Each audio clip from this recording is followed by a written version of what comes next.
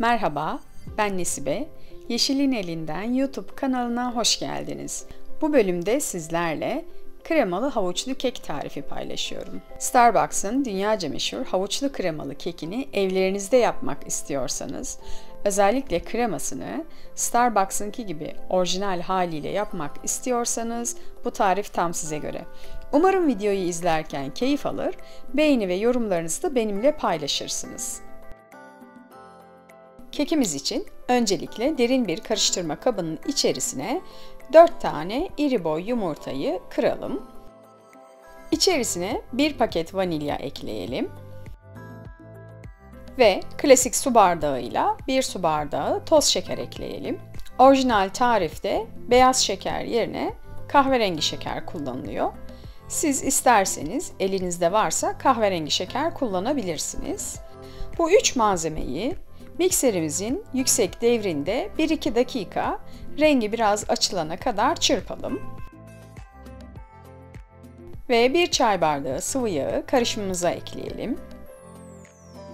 1 çay bardağı süt ekleyelim. Bu malzemeleri yine mikserin yüksek devrinde 1-2 dakika kadar çırpalım. Ve içerisine 1 tatlı kaşığı tarçın ekleyelim. Bu kekten çocuklarım yiyeceği için ben 1 çay kaşığı tarçın ekledim. Siz orijinal Starbucks keki gibi bol tarçınlı olsun istiyorsanız 1 tatlı kaşığı tarçını rahatlıkla ekleyebilirsiniz. Klasik su bardağıyla 2 bardak un ekleyelim.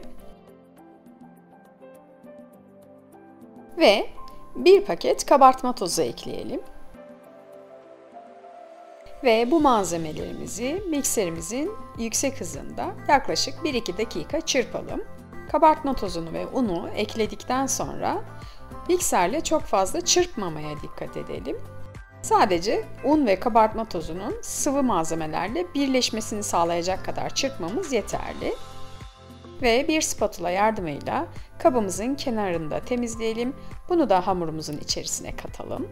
Ve rendelediğimiz 3 büyük havuç rendesini hamurumuza ekleyelim. Siz isterseniz daha az havuç kullanabilirsiniz ama kullanacağınız havuç rendesi miktarı lütfen 1 su bardağından daha az olmasın. Sonuçta bu havuçlu bir kek olacağı için havuç miktarı ne kadar çok olursa lezzeti o kadar güzel oluyor. Ben burada yaklaşık 2 su bardağı havuç rendesi kullandım. Ve 1 su bardağı cevizi iri iri kırıp hamurumuza ekleyelim. Ben elimle kırmayı tercih ettim. Siz isterseniz bıçakla kesebilirsiniz. Ama lütfen çok küçültmeyin. Cevizleri iri taneler halinde kesin. Cevizleri kırdıktan sonra yarım su bardağı da kuru üzüm ekleyelim. Ben çekerken eklemeyi unutmuşum. Cevizi de ekledikten sonra malzemeleri spatula yardımıyla şöyle bir karıştıralım. Ve yağlı kağıt sermiş olduğumuz fırın tepsisine bütün malzemelerimizi boşaltalım. Ben evde kalıp olmadan da çok güzel kekler, pastalar yapılabileceğini göstermek için fırın tepsisi kullandım. Sizin eğer elinizde varsa istediğiniz pasta ya da kek kalıbını kullanabilirsiniz. Eğer kek kalıbı kullanacaksanız kek harcınızı kalıbın içerisine dökmeden önce kalıbı yağlamayı ve unlamayı lütfen unutmayın. Bütün malzemeyi gördüğünüz gibi spatula ile fırın tepsisinin her tarafına 3 aşağı 5 yukarı eşit gelecek şekilde yaydıktan sonra tepsimizi tezgahımıza birkaç kere sert bir şekilde vuralım. Böylelikle kekin her tarafa eşit yayılmasını sağlayalım ve içinde olan hava kabarcıklarını da çıkarmış olalım. Ve önceden ısıtılmış alt üst ayar 180 derecede kekimizi pişirelim. Kek fırında pişerken biz de kremayı hazırlayalım. Kremamız için artık oda sıcaklığında iyice yumuşamış olan 150 gram tereyağını derin bir kabın içerisine alalım. Orijinal tarifinde 200 gram kullanılıyor ama ben o kadar yağlı bir kremayı sevmediğim için ben 150 gram kullandım. Ve tereyağını mikserin yüksek devrinde tereyağı krema haline gelene kadar çırpalım. Ben Starbucks'ın kremalı havuçlu kekinin orijinal tarifine sadık kalmak için bu kremayı kullandım. Yani krem peynirli buttercream kullandım. Bu zaten bütün Amerikan keklerinin genel olarak kremasıdır. Siz eğer bu kremayı kullanmak istemezseniz o zaman klasik pastacı kreması kullanabilirsiniz. Ama eğer Starbucks'taki gibi orijinal havuçlu kremalı kek yapmak istiyorsanız bu krema orijinaline en yakın kremadır. Bunu denemenizi tavsiye ederim.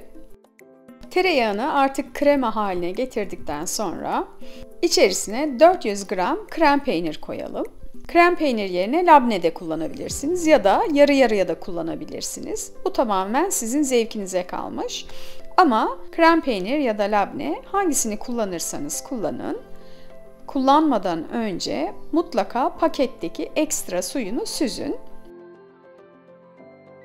Krem peyniri de ekledikten sonra yine mikserin yüksek devrinde krem peynir ve tereyağı birbiriyle iyice bütünleşene kadar 1-2 dakika çırpalım. Ve bu karışımımızın içerisine klasik su bardağıyla 2 su bardağı pudra şekeri ekleyelim. Pudra şekerini lütfen eleyerek ekleyelim. Çünkü pudra şekeri zaman içerisinde nemlenip topaklanma yapar.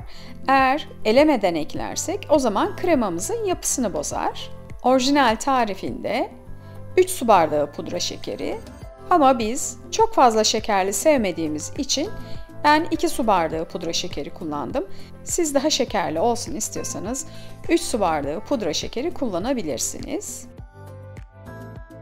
Pudra şekerini de ekledikten sonra mikserimizin yüksek devrinde pudra şekeri kremayla iyice bütünleşene kadar güzel ipeksi bir krema elde edene kadar çırpalım.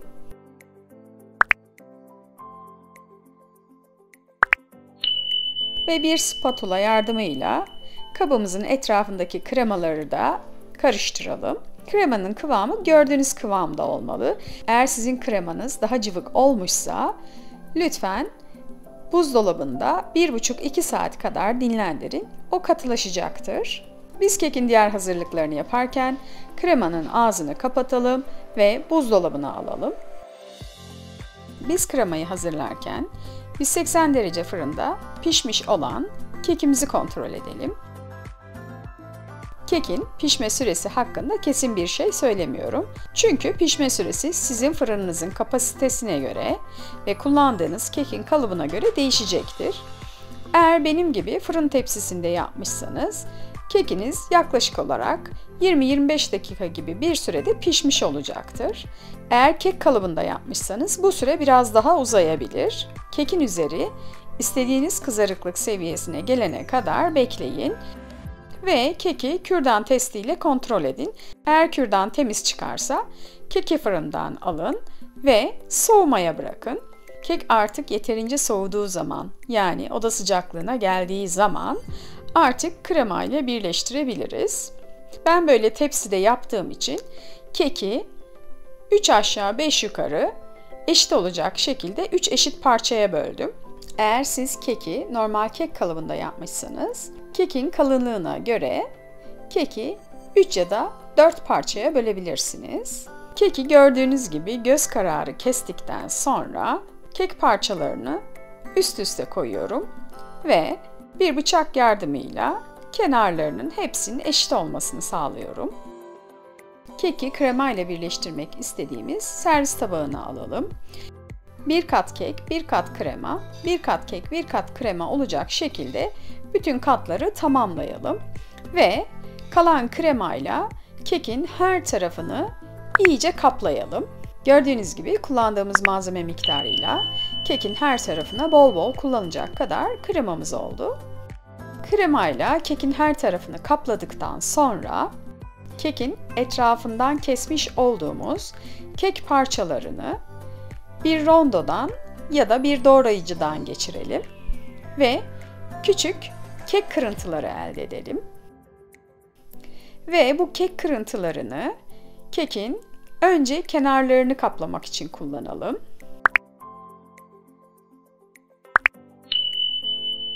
Ve eğer hala biraz kek kırıntısı kalmışsa onunla da kekinizin üzerini istediğiniz gibi süsleyebilirsiniz. Ve keki gönlünüzce süsledikten sonra 1-2 saat buzdolabında bekletip gönlünüzce servis edebilirsiniz. Umarım bu tarifi beğenmişsinizdir ve siz de yapıp sevdiklerinizle birlikte evlerinizde afiyetle yersiniz. Beğeni ve yorumlarınızı da benimle paylaşırsanız beni mutlu edersiniz. Emeğimi beğendiyseniz beğen tuşuna basmayı, bu tarifi başkalarının görmesini istiyorsanız tarifimin linkini paylaşmayı, mutfağımda pişen diğer lezzetlerden haberdar olmak istiyorsanız kanalıma abone olup zil sesini açmayı lütfen unutmayın. Başka tariflerde buluşmak üzere, sevdiklerinizle birlikte afiyette kalın.